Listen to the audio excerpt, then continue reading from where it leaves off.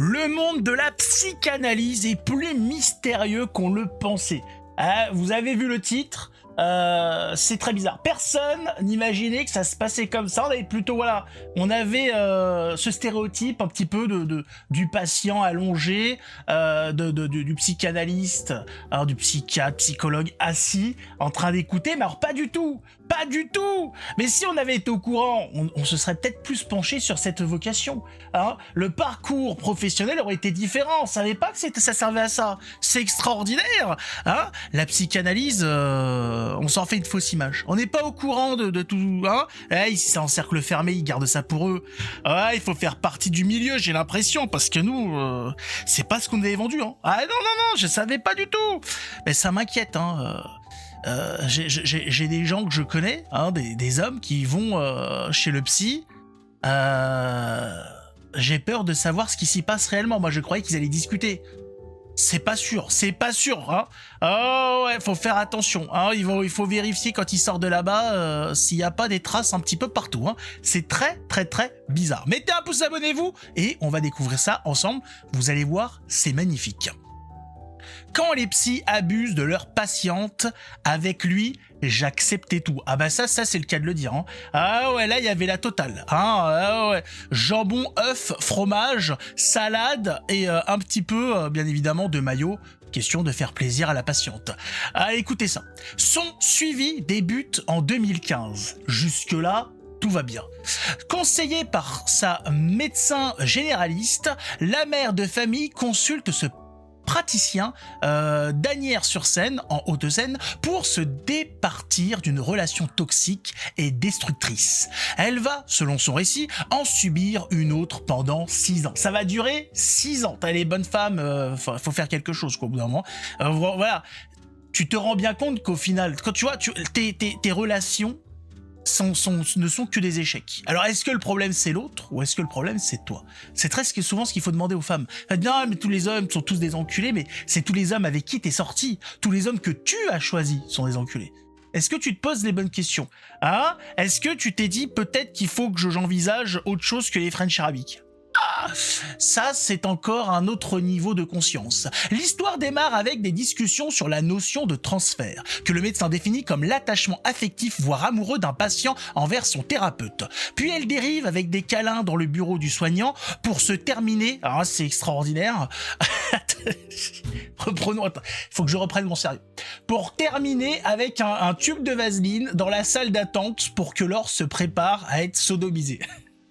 Dans la salle, j'imagine l'ambiance, c'est-à-dire vous allez en salle d'attente pour aller voir votre psy. Là, il y a une gonzesse, je sais pas, à 4 pattes, sur une chaise, en train de se foutre de la vaseline dans le fion. Bonjour madame.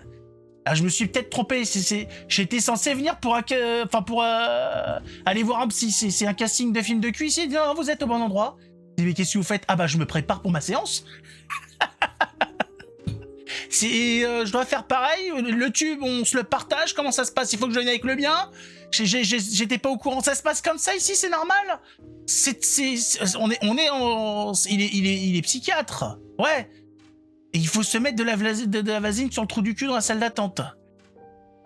Personne n'a tilté, hein, les gens se sont pas dit qu'il se passe quelque chose de bizarre quand même. Le psychiatre qui demande aux patients, salle d'attente, de se mettre de la vaseline dans le cul. C'est pour la connexion, c'est ça, c'est pour mieux comprendre la situation. Bah, c'est Jeannette, c'est mon tour, là, donne la vaseline. Ça craint, ça fait très peur, hein. On comprend comment Macron finit président. Plusieurs cas récents, en raison de la notoriété des mises en cause, ont été abondamment relayés. Le médiatique psychanalyste Gérard Miller, le grand Gérard Miller, un grand ami de chez LFI et de Sandrine Rousseau, qui utilisait notamment l'hypnose comme mode opératoire de ses agissements, a été accusé d'agression sexuelle et de viol par près d'une centaine de femmes. Ah ouais, moi je m'étais arrêté à peu près 70, une centaine de femmes.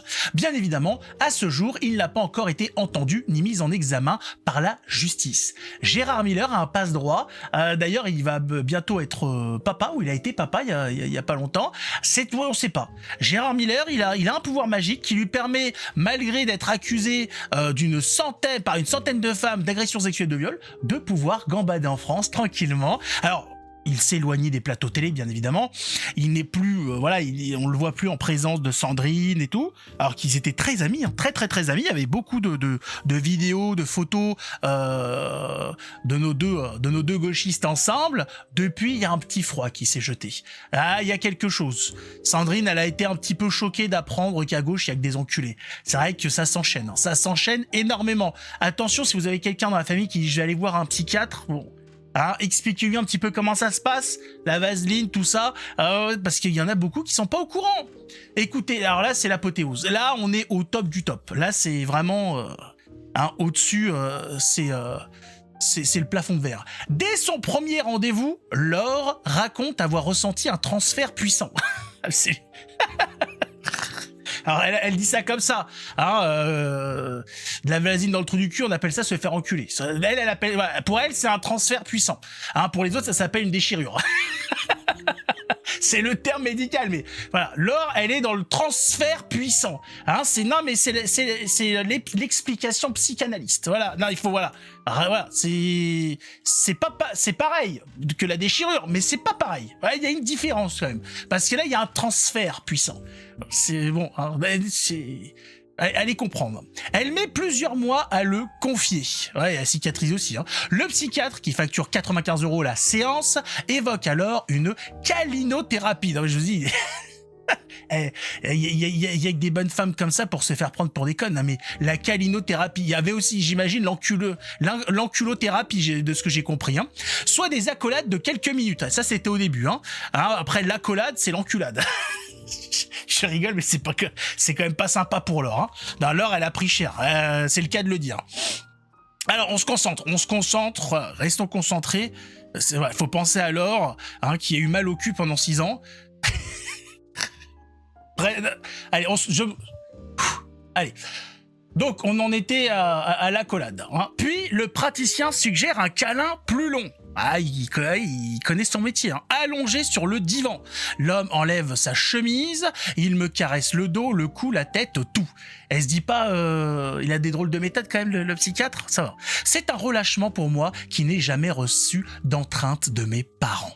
Aïe, aïe, aïe, aïe. Ouais, mais c'est pas, fin de là, finir par se faire enculer, c'est quand même spécial. Hein. Lors du confinement, au printemps 2020, il lui demande si elle peut avoir un orgasme. Peut-être. Répond la patiente âgée de 49 ans. C'est à partir de là non plus, tu te poses pas de questions. C'est extraordinaire l'enchaînement. Il dit, non, ça, hein, ouais, non, c'est ton psychologue, toi, il te fait mettre aussi de la vaseline dans sa salle d'attente, non? Ah d'accord. Non, je te pose la question comme ça pour savoir. Hein. Donc voilà, une patiente qui souffre d'un tableau psychotraumatique complexe. Oui, bah, je sais pas ce que ça veut dire, hein. Elle doit avoir un point de côté. J'imagine, vu tout ce qu'ils inventent depuis le début, on imagine c'est encore un truc qui a été inventé pour rien. Alors, les mains du patricien s'attardent sur ses hanches. Oups, oh mince.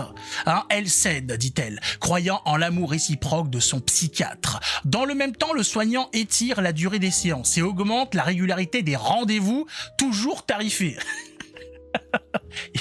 Il a même pas la gentillesse de faire ça gratuitement. C'est-à-dire, elle se fait enculer depuis 6 ans et en plus elle paye. Hein. J'accepte tout, lui dit-elle. Les fellations, lui gober les couilles. Reconnaît aujourd'hui Laure, les yeux baissés. C'était quoi le terme pour gober les couilles, hein? C'était voilà, pour résoudre le tableau psychotraumatique complexe. Madame Laure, écoutez, voilà. J'ai trouvé le moyen de résoudre votre tableau psychotraumatique complexe. Voilà.